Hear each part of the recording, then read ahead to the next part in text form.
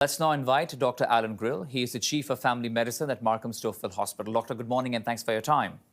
My pleasure. We are seeing Canada's number of family physicians dropping. One of the reports suggesting to a nearly 3% drop in family physicians. Why is this the case? So thanks so much for having me this morning. I mean, we know already from previous reports that there's a shortage of family physicians across Canada. In fact, somewhere between 5.5 and 6.5 million people across the country say that they don't have access to primary care. I think there's, three main reasons why we're seeing a sort of drop in the growth of family physicians. Number one, the admin burden that we face, and I'm a family doctor myself, is quite huge. On average, family physicians are spending 19 hours a week on things like finishing notes, filling out forms, making phone calls. These are all things that we're doing not in front of the patient, which is what we were trained to do. Secondly, patients are becoming a lot more complex. And because of that complexity, they take more time. A lot of seniors, people are living longer. There's more medications out there that people can be treated with. So we spend more time with each patient, which means there's less of an opportunity to see people.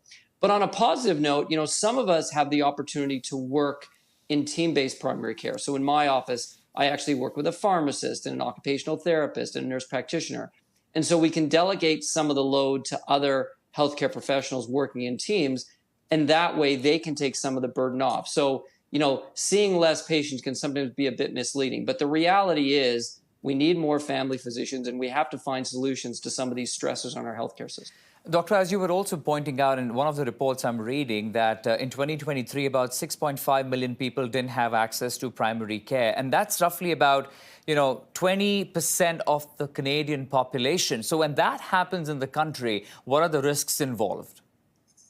Yeah, it is a staggering number, and it's a major problem. So we know that across the globe, a proper healthcare system always has a strong foundation in primary care. And we need the same thing here in Canada.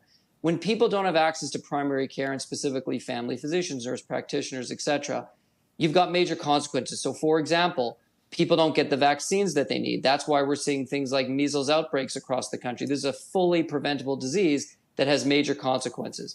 Secondly, we don't do enough cancer screening. So we don't pick up things like colon cancer and breast cancer early enough.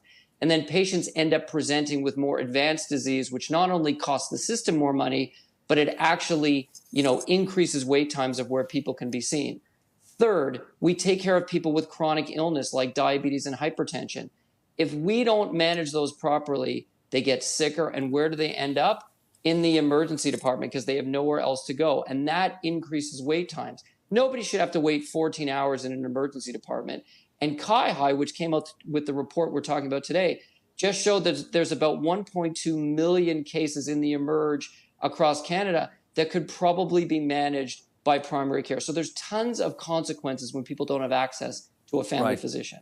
Quickly, if you could, Doctor, what do you think can be done in terms of, in the short term to address this situation?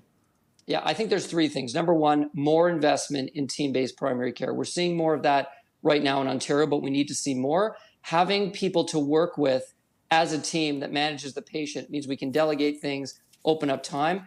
We can't be working in silos. So a pharmacist in the community is great, but if they don't communicate with me in my office, it's not really patient-centered. Number two, recruitment and retention. We need to train more foreign trained doctors when they come to Canada to get them up to speed so they can work in our high-standard medical system.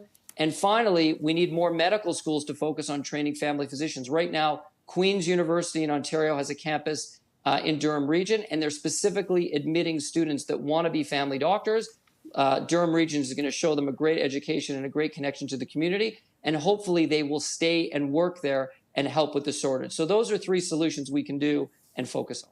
Dr. Allan Grill, appreciate your time. Thank you for joining us this morning. My pleasure.